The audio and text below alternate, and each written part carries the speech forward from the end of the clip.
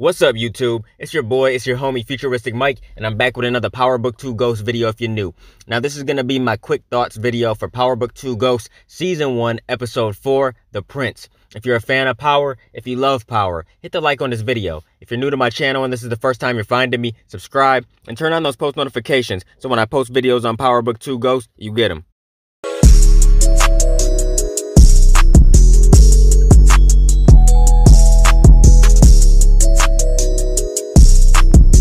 Overall, this was a very solid episode. I definitely think this is the best episode so far. In my predictions video, I said that I think this is going to be the best episode. And in my opinion, this was the best episode that we've got so far.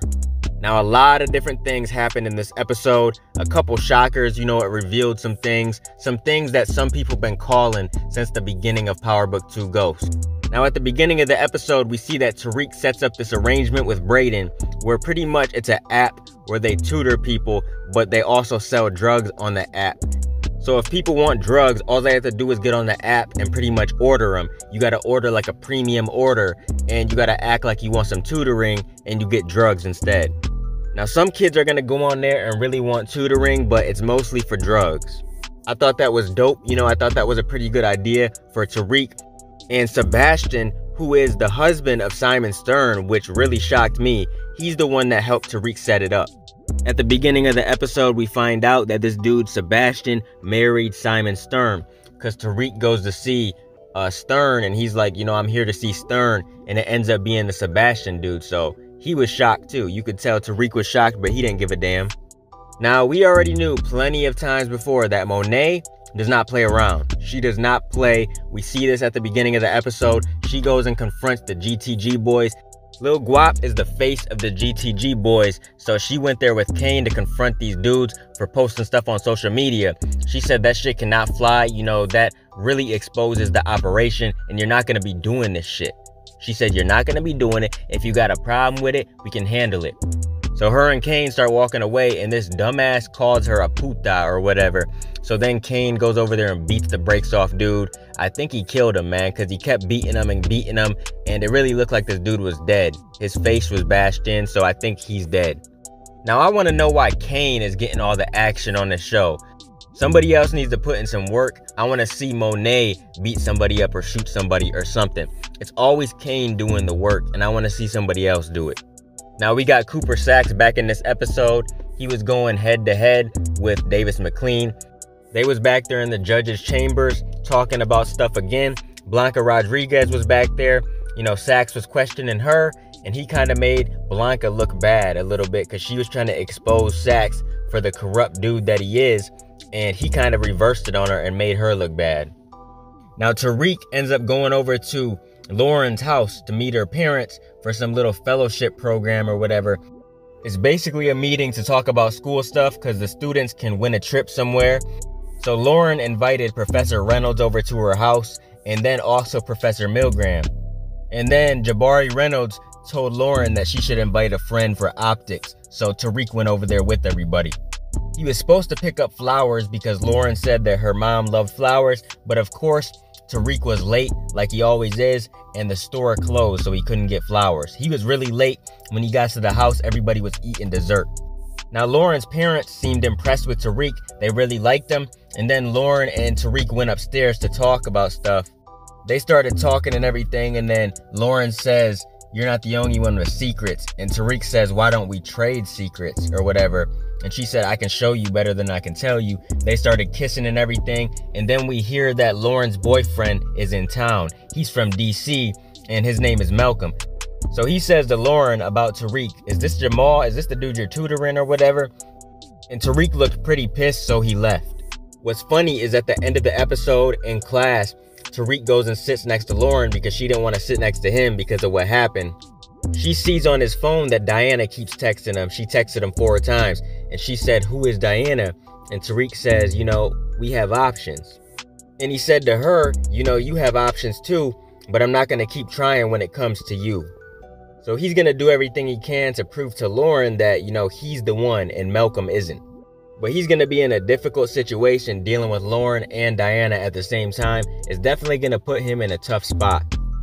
Now, I just want to say that The sex scenes on this show is just too much, man. They have too much sex on this show.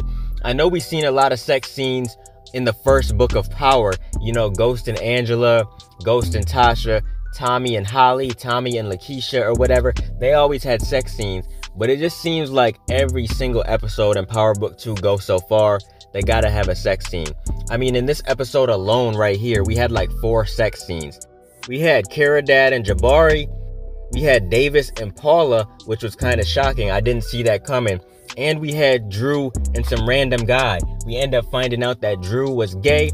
And I kind of thought this from the very beginning. Like episode 2, I was kind of thinking that this dude was gay, but I wasn't sure. It turns out he is. But we had all these sex scenes, and it's just like, damn, why do they gotta put so much sex in there? I mean, it doesn't make the show any less good, but damn, man, we don't need all that. We also had Tariq kissing Diana and Lauren in this episode. So there's a lot of intimate things going on in Power Book 2 Ghost. It just makes you wonder, like, damn, man, who's gonna get their cheeks clapped next? Because someone is always getting their cheeks clapped on this show, and I mean always. I do have to say that the sex scenes on the show so far are kind of weak. The only good one was Davis and Paula. You know, I was enjoying seeing Paula naked, I ain't gonna lie. They didn't show too much, but they showed some stuff. That was probably the strongest sex scene so far. But these other sex scenes, especially the ones with, you know, the 2 professors, those are weak as hell. They ain't doing nothing. When you're so used to seeing Ghost and Angela smashing and everything, these sex scenes that they're showing now are weak. We also had Tariq in this episode going to get him a piece because Tasha called him to go get a piece because she's scared. She knows that he's working with people now because Lorenzo called him, and she's also getting texts and stuff from people of pictures of Tariq pretty much saying like, yes, he made us a lot of money. He better keep doing what he's doing or he's dead. So she's really scared, and she wanted him to go get a piece, and he did. He went to some laundromat. Apparently this was one of Ghost and Tommy's dead drops.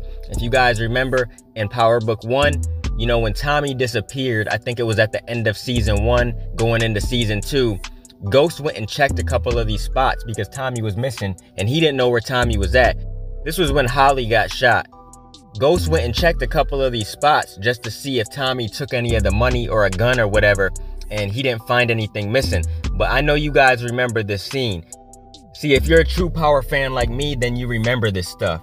But Tasha pretty much told Tariq to go to one of those spots because if Tommy didn't touch it and forgot about the gun or whatever, that it would still be there. So he went to the laundromat, the address that Tasha texted him, and the gun was still there. So now he has a piece for protection. There's a lot more things to talk about when it comes to this episode. I'm going to save that for the recap. I'm going to go into full detail about everything. I'm going to talk about the key elements from this episode and just about what we can expect from the next one. It seems like Tariq and Brayden are doing very good. You know, it seems like they're slowly building their operation. Tariq works for Monet, but he's slowly building something of his own. So I can't wait to see what happens next with Tariq and Brayden. This was a very interesting episode. I thought it was very good. I thought it was the best one so far. This is my opinion. Comment down below and let me know what you think is the best episode so far. Did you like this episode or did you not like it? Comment what you liked about it and comment your issues you had with it. Let me know your thoughts, theories, predictions, everything down below in the comment section. Keep supporting your boy, and I'll be continuing to bring y'all Power Book 2 Ghost content in the future. Make sure you guys like, comment, and subscribe, and smash that notification bell so you can never miss a video. Let me get out of here, y'all. It's your boy FuturisticMike, and I'll talk to you on the next one. I'm out. Peace.